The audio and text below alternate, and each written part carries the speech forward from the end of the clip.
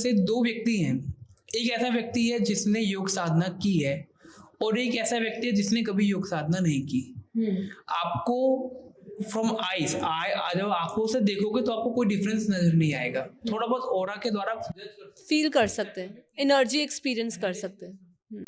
लेकिन after death क्या होगा? जिसने योग साधना की है, हमारे शरीर के अंदर जैसे हम साधना करते हैं वैसे वैसे वायु तत्व कम होने लगता है, आकाश तत्व बढ़ने लगता है। और जो योग साधना नहीं करते, जो देवभान में रहते हैं, उनका वायु तत्व बढ़ने लगता है और आकाश तत्व कम रहता है। अपर डायमेंशन में जाने के लिए हमें अपने शरीर को उसी तरीके से बनाना पड़ेगा, तभी आप जा सकते हो। तो इसलिए अब जब भी आप देखोगे जो भूत प्रेत होते हैं वो लोअर फ्रिक्वेंसी है। लोअर फ्रिक्वेंसी इसलिए कि वो एक जगह से दूसरी जगह भी नहीं जा सकते।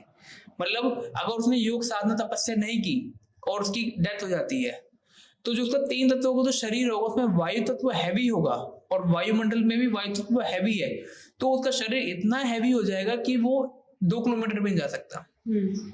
और वही ऐसा व्यक्ति जिसने साधना की है, आपको देखने में लग रहा है वो साधक है, लेकिन उसके साधना के द्वारा उसका आकाश तत्व का शरीर बढ़ रहा है, वायु तत्व का शरीर कम हो रहा है। लेकिन जब उसका और अगर उसने निराकार रूप का अभ्यास किया हो, ये निराकार रूप तो अलग हायर लेवल है, लेकिन अगर उस आत्मा ने निराकार रूप का अभ्यास किया, उसने निराकारी आत्मा को बनने का अभ्यास किया, जैसे उसका शरीर 5 तत्व से 3 तत्व में कन्वर्ट होगा, वो तुरंत ही निराकार रूप धारण करके सीधा ऊपर के डायमेंशन में, क्योंकि ऊपर के डायमेंशन में जाने के लिए आपको हल्का होना पड़ेगा।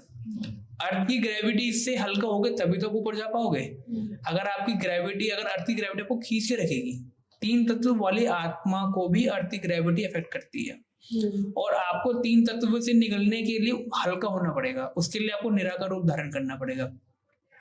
इसलिए जो केदारनाथ जैसी जगह है वहां पे भी कोई डायरेक्ट नहीं जा सकता।